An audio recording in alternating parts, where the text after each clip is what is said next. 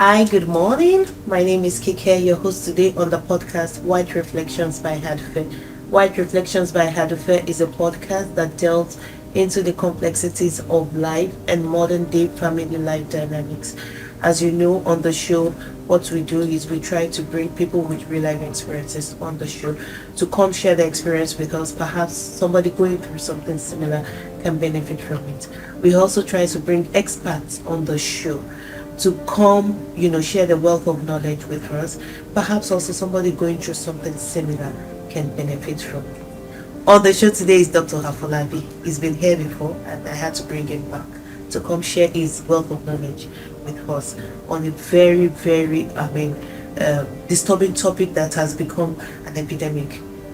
Most parents might know, most parents might not even know, and some parents know and they are still in denial. It's teenagers and their addiction to pornographic images, content, and is it movies we call it now? Or what do we call it? Content. I think content is more appropriate. Yes, content. It's a silent epidemic, and I don't know how to approach it. I don't know if there are ways by which this can be coped. But of course, we have Dr. Afolabi here, and he's going to do a lot of talking and explaining to us. Thank you. Sit back as we dive into this interesting, educative, and enlightening conversation. Good morning, Dr. Afolabi. Thank you. Good morning. I'm glad to be here. Thank you for having me here. Thank you so much. So I had to bring my book along. I had to because some months back, about 2 months or 3 months back, a friend of mine, an older friend of mine who happens to be a doctor, called me and she said to me, "Okay, you know what? I'd like you to talk about something that I have been experiencing, not experiencing personally now, but as a doctor." She said to me that she has seen 10 teenagers in 2 weeks, in the space of 2 weeks, and it's become so worrisome and scary. She's seen 10 teenagers in 2 weeks for addiction to pornography. That's the parents bringing them in for treatment. And then she said to me, "You know what? I'd like you to talk about this. I'd like you to really treat this because it has become an epidemic problem." Yes, it's a problem. But doctor, before you start this interview, I'd like you to have coffee. I'm going to be putting you on the hot seat and I'm going to be asking you serious questions. No problem. Please, can we have the coffee, please?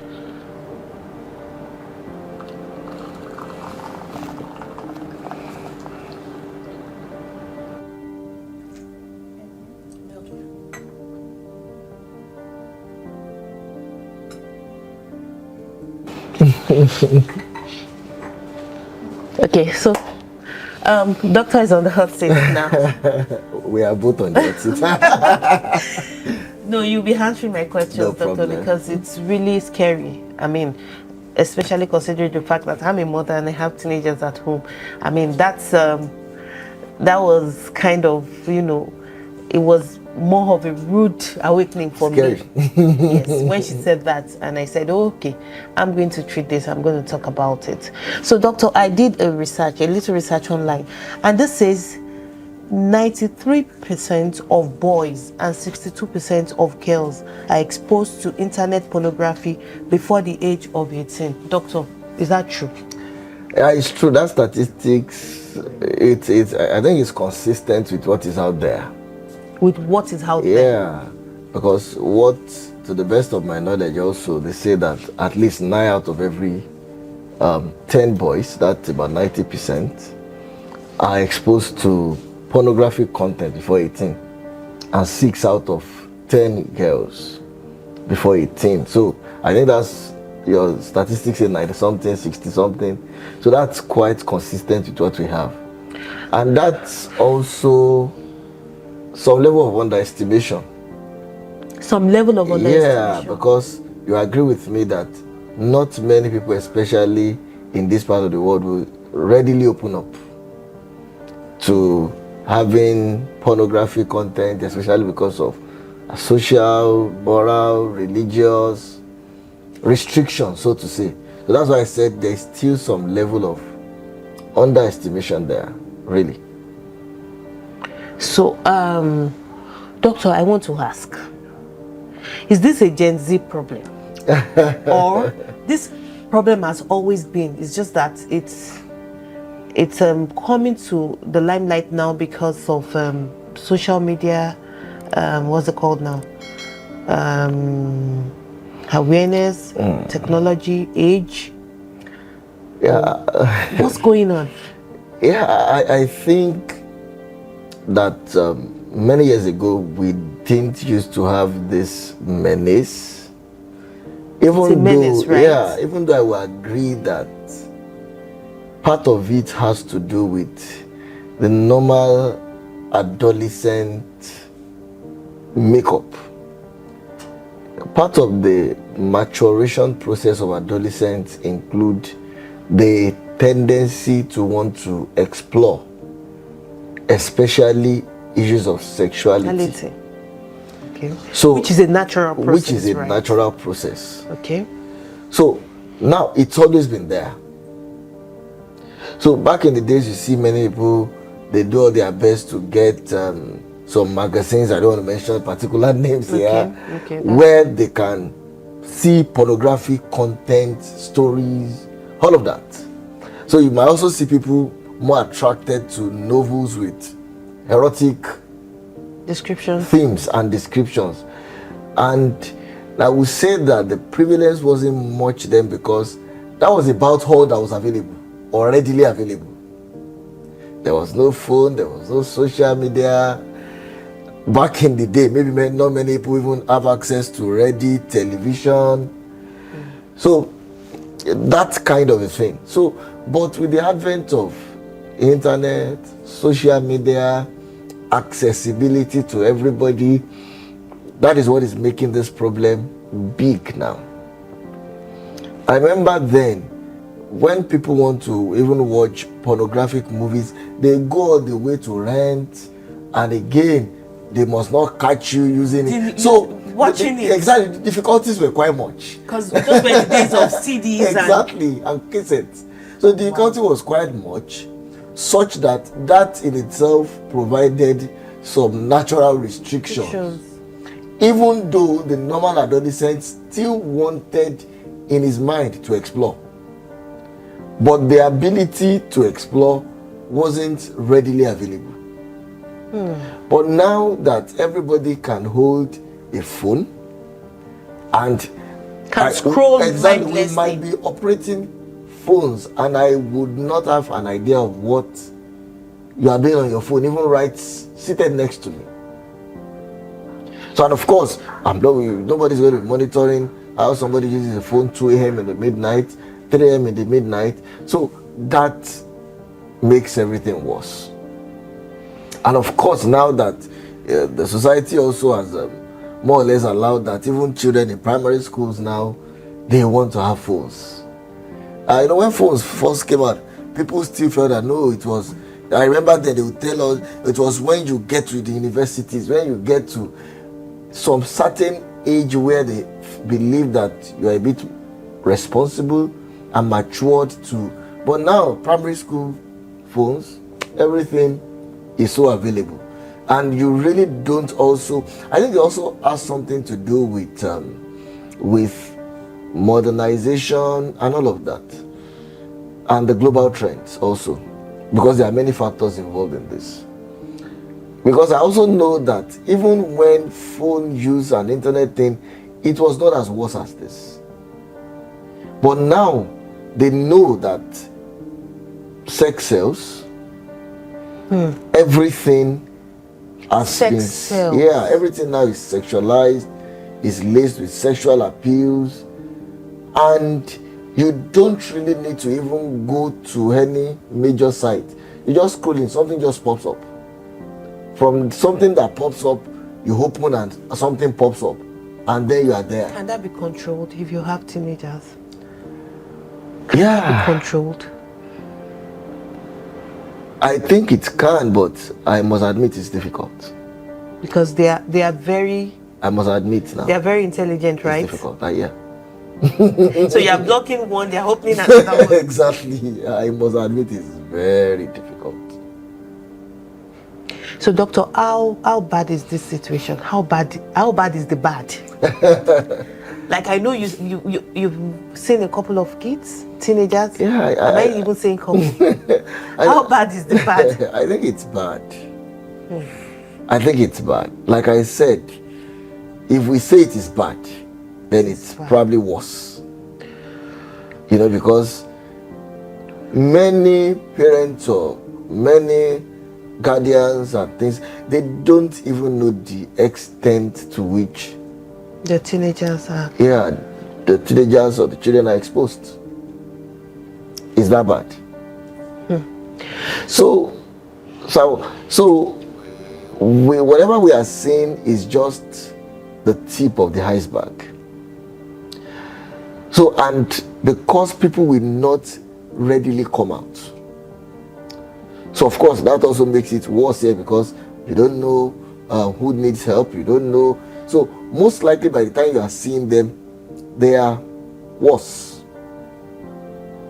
Either they are deep necked in their addiction already, or they are having comorbid mental health issues arising from some of these, and many things like that. Okay, so I was going to ask, can mental issues arise from addiction to pornography? How does it affect the mind of a teenager and the brain of a teenager? Okay. Now, I think the first thing is that pornographic addiction, we must see it as an addiction. Now, there are things we call, of course, drug addiction. People use marijuana, all of that. And there are things we call behavioral addictions. But what we have found out is that they are not different. It is the same thing that happens in the brain of somebody who is addicted to cocaine that is going on in the brain of somebody who has behavior addictions.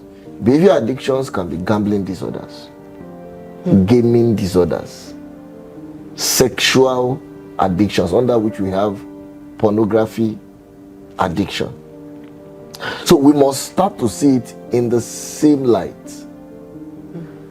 because it is the same thing that happens in the brain, and every addiction is a form of mental health disorder. And why is it a disorder? Whatever you are doing that you have lost control over, that is affecting your day-to-day functioning, is a problem already. And that's the nature of addictions. In some years ago, people thought it was just an issue of morality. So many of those behavior addictions, gambling, they were not really considered as mental health problems.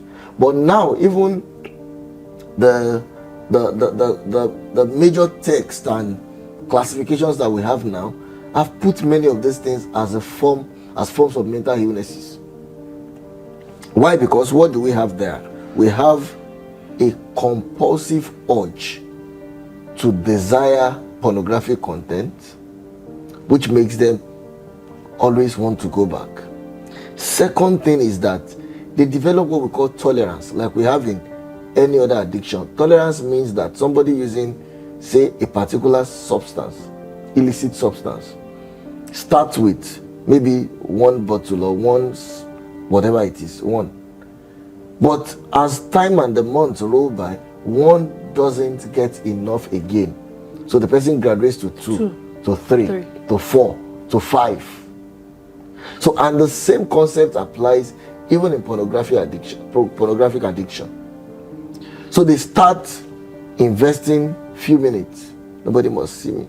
2 minutes here, 3 minutes here, 5 minutes here. Before they know what's happening, 2 minutes doesn't do again. 10 minutes doesn't do again. 30 minutes doesn't do again. 1 hour doesn't do again. And at some point when they first start, there's a sense of shame. I don't want people to know. I don't want. But at some point, when they are there, they lose that sense of shame and inhibition, and they don't because care. the urge to watch is has become very overwhelming. Exactly. And they become tolerant to all of that. The third thing you find in any addiction that you also find here is what we call withdrawal symptoms. Okay. When in an illicit drug addiction, if you try to stay away from it, it gives you some uncomfortable feelings that makes you want to go back. The same thing happened in this that we're talking about. So by the time they try to withdraw from it, they get cranky. Sometimes they can't sleep until they have visited and solved the content, pornographic content. Sometimes they are irritable. Sometimes appetite is. So all of those things happen, and those things will not go away until they go back to it.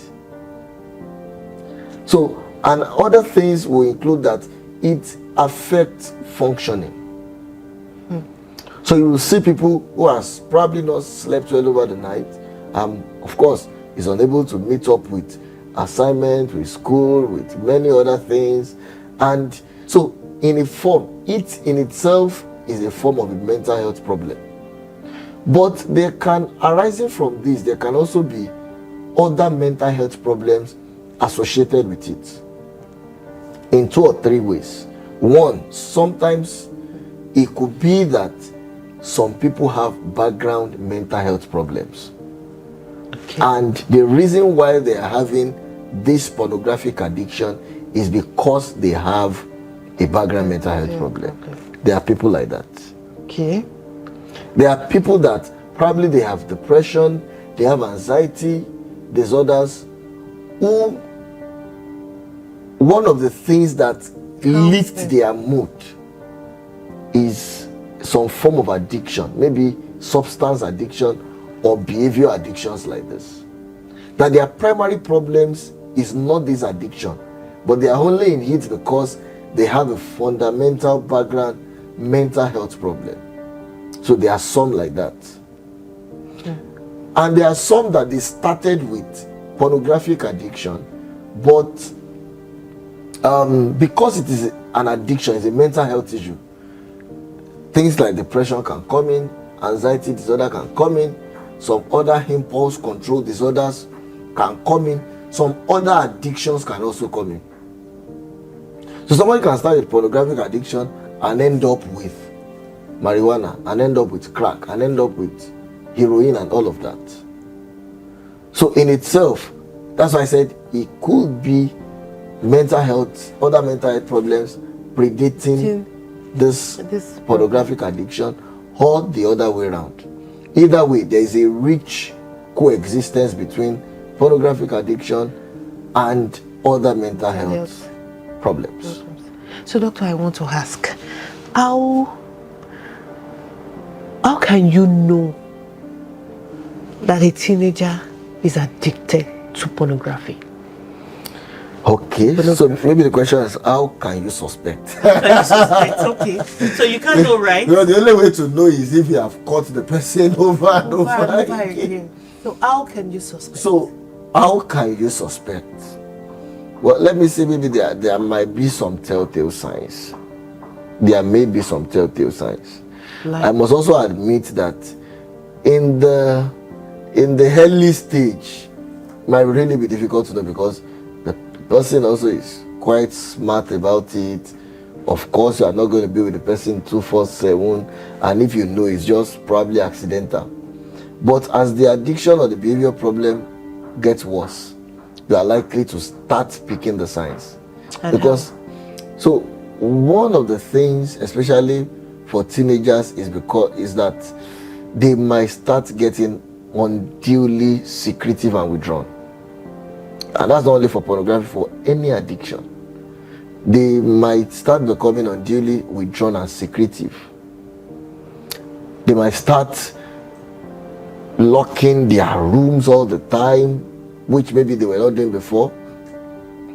I've had something similar before, that this family only have one kid, just one girl in secondary school. That's the only child in the family. So but they started noticing something. She started locking. How can we just be one mother, father, and you in the house, and then you just bolt yourself inside, which she wasn't used to doing before. So that, and the mother picked that something It's going on. It's going on. So apart from locking the rooms, sometimes even if they are not locking, you might find them spending more times in the bathroom, in some corners of the house, away from the prying eyes of the parents and other people. And they are doing that more frequently than usual. Sometimes maybe it's a very open house and then this person starts putting padlocks on the phone, this password and password and password. You're wondering, yeah, exactly. So those are some of the telltale signs.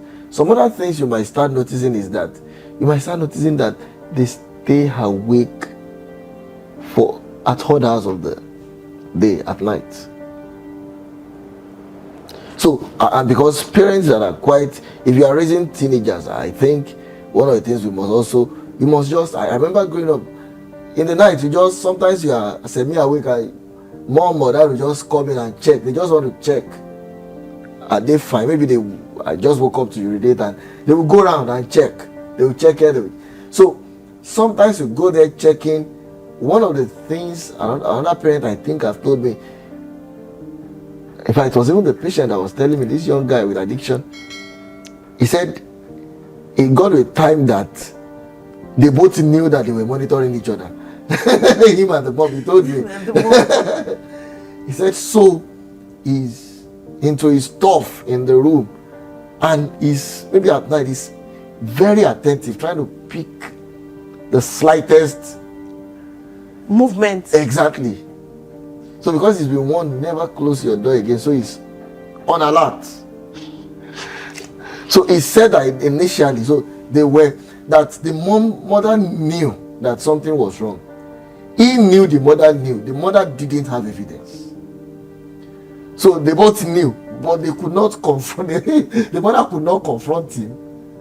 So until it got worse and the mother eventually, so he said that kept happening for months. But he told himself, so he said he knew, the mother knew. So the mother wanted to come and the slightest, the guy tidied himself up. Wow.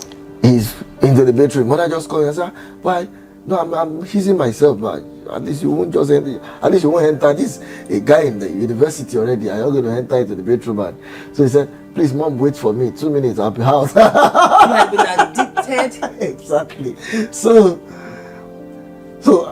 when you also start noticing, but the mother picked that. This guy just keeps staying awake. But picked it late. Yeah, picked it a bit. She was trying to pick it early, but the guy was quite smart also. But she knew that something was wrong.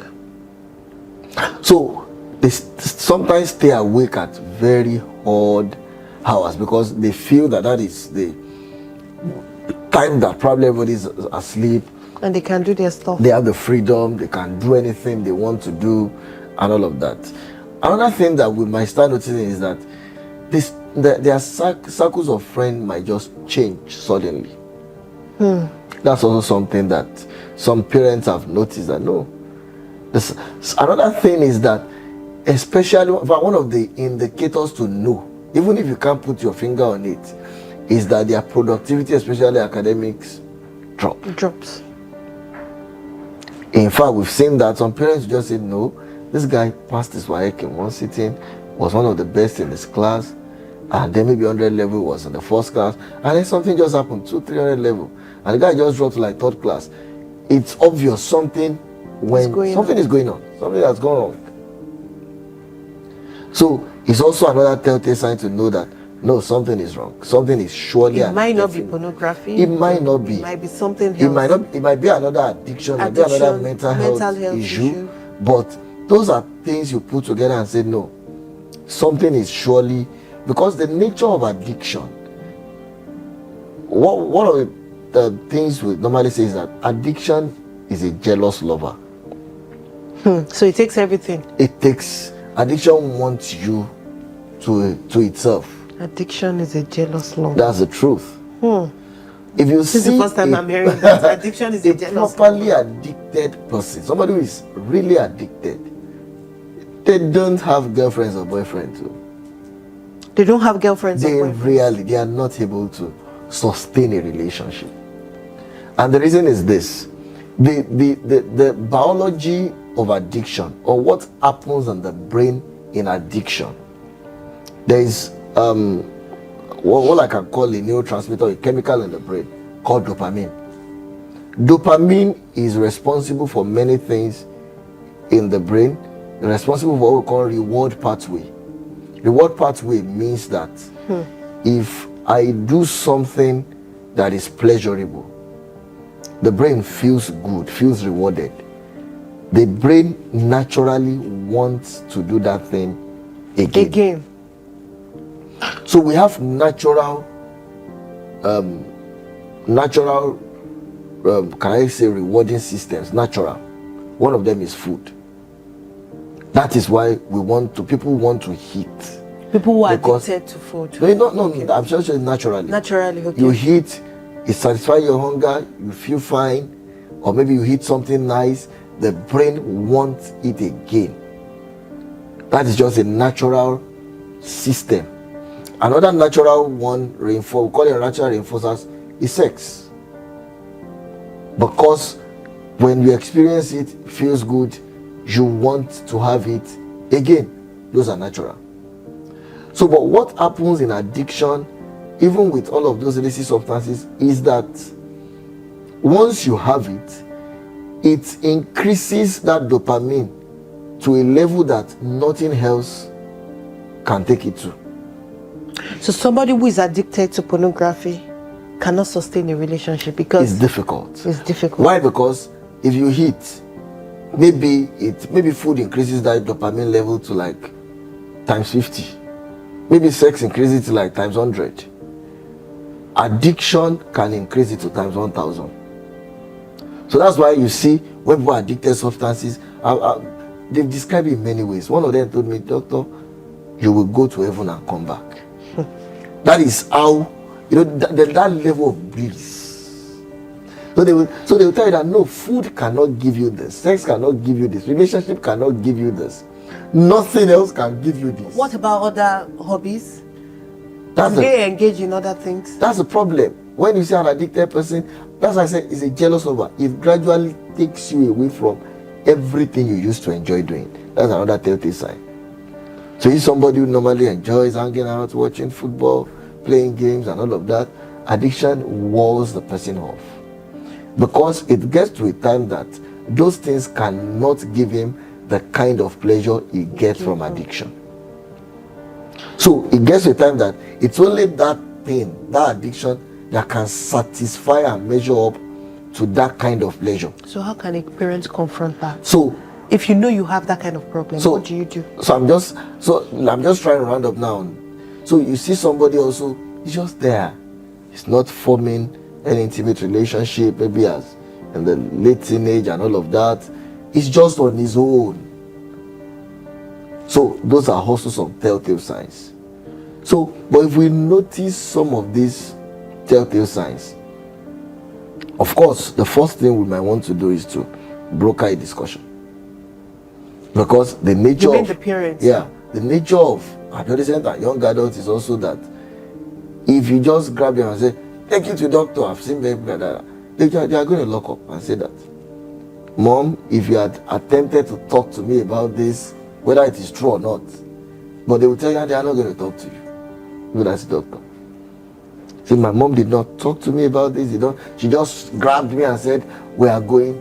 So one of the first things that one they must do is to try to broker a discussion. Of course, that we've not talked about some prevailing reasons, because sometimes dysfunctional family is also one of the problems here. Why people can be at risk of any of these addictions.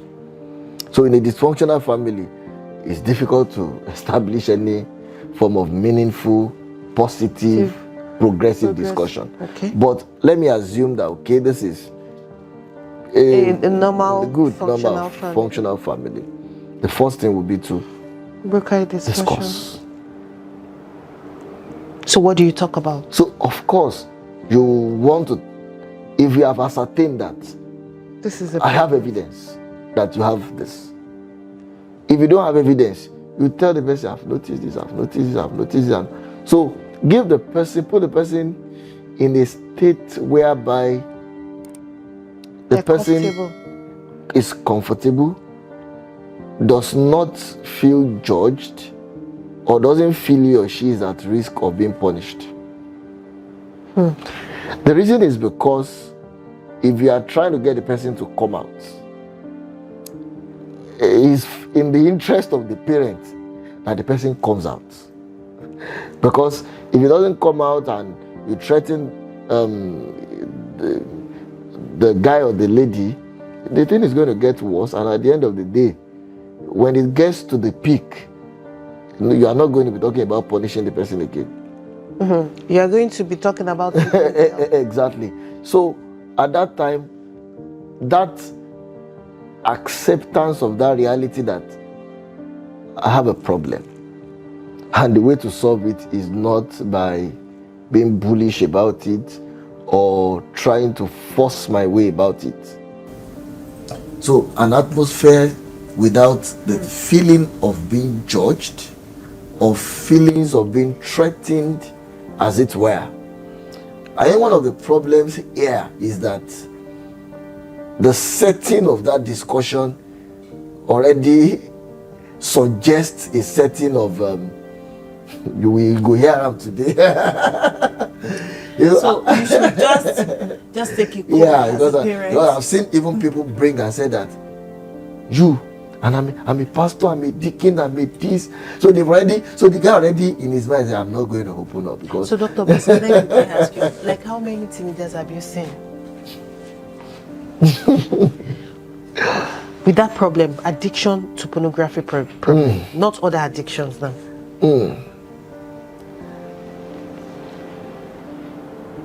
One reason, like I said, why it's difficult to put a number to it now is. You mean you can't put a number to it? Sometimes, let me tell you. Our major challenge also, yeah, sometimes you and the patient know, but doesn't want the parent to know. So sometimes you ask the parent, please can you briefly excuse me so that I can talk to him or her?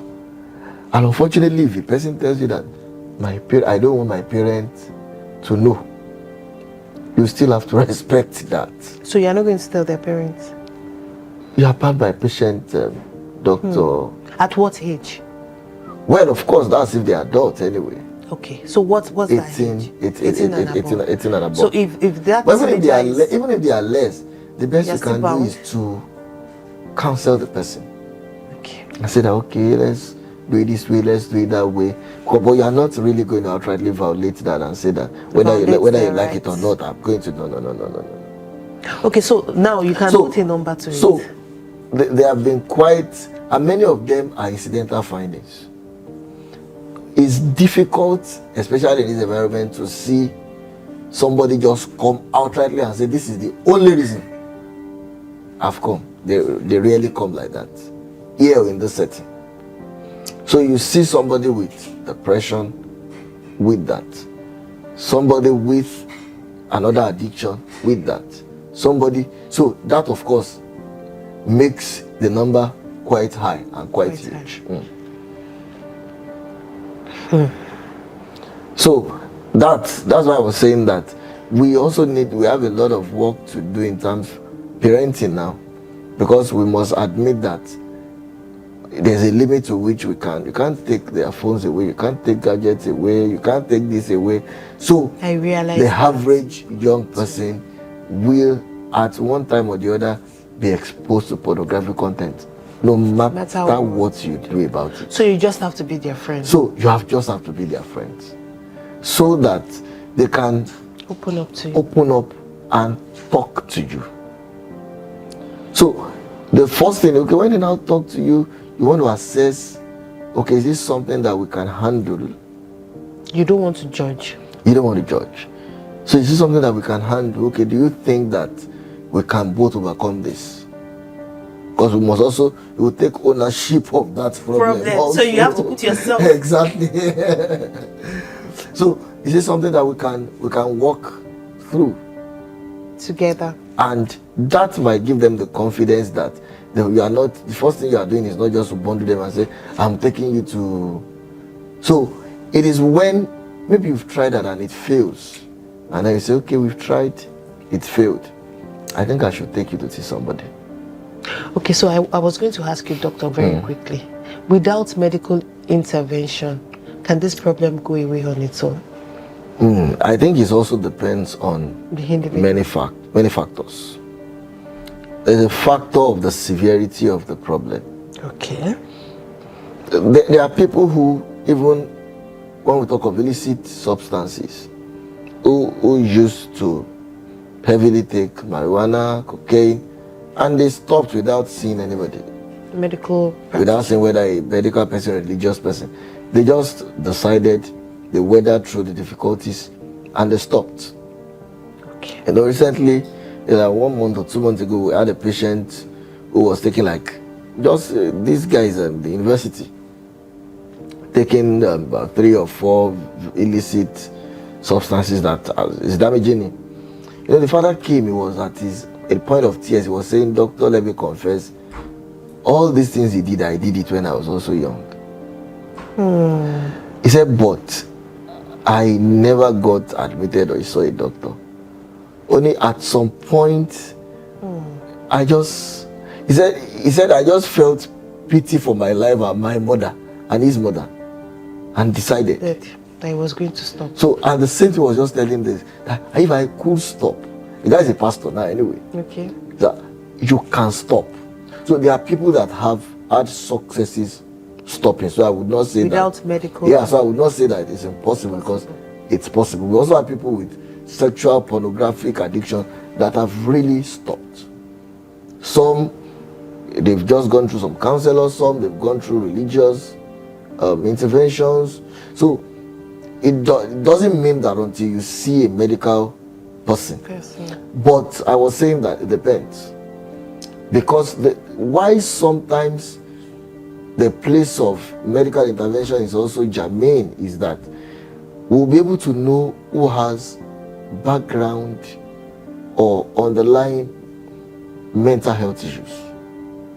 There are just some like that. I've seen patients who the original problem is because this guy just had some mental health issues, that he had racing thoughts, he felt uneasy, and then he needed to go into some substances to calm himself down.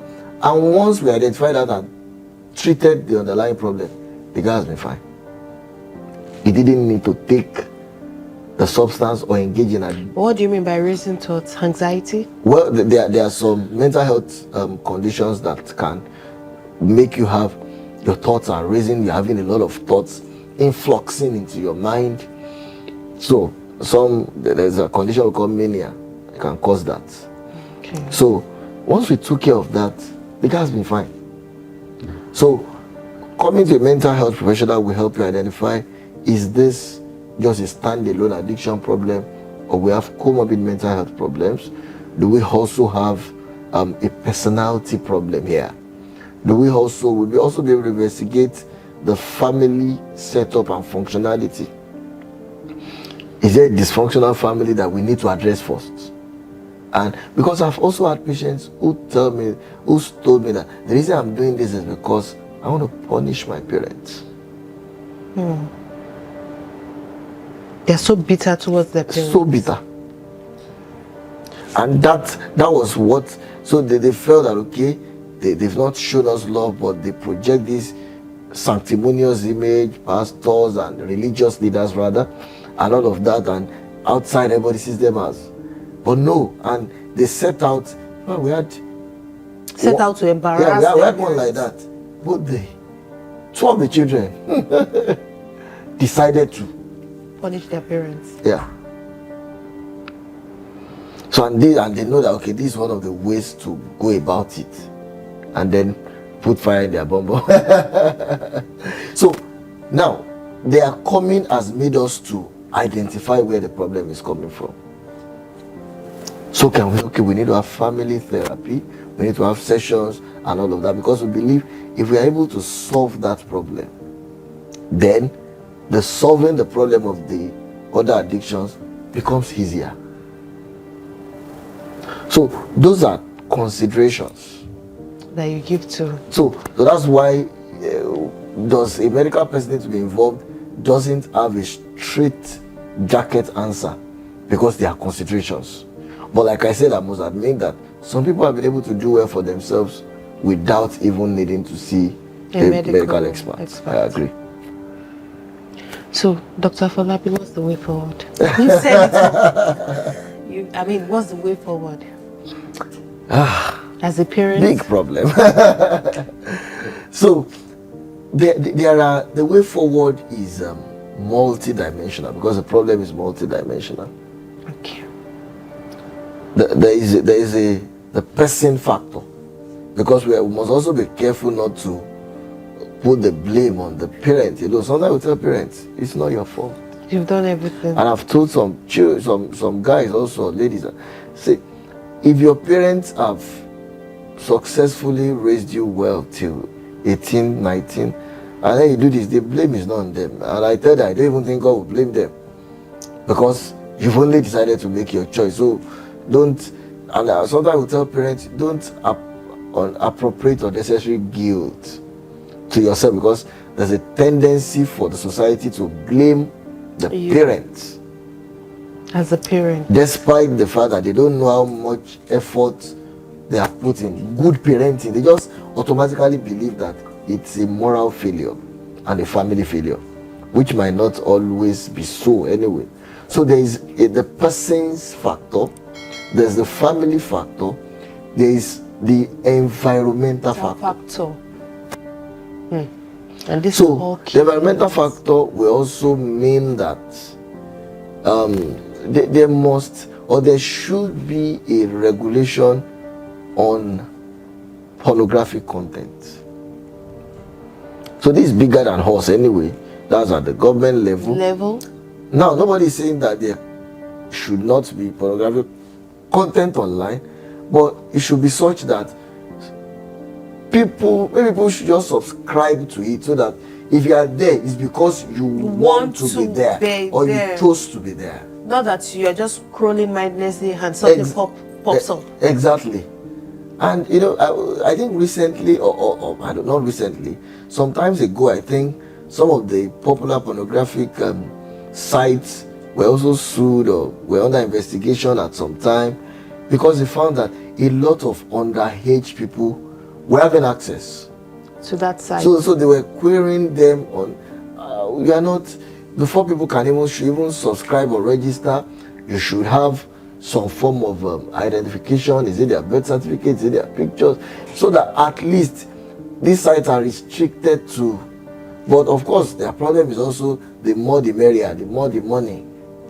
So they are just all about. So they are just all the.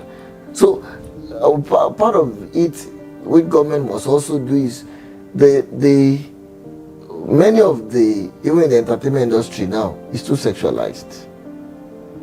Because it sells. Because it sells. So nowadays, you hardly also find skits that people hardly put up skits without sexualizing it now.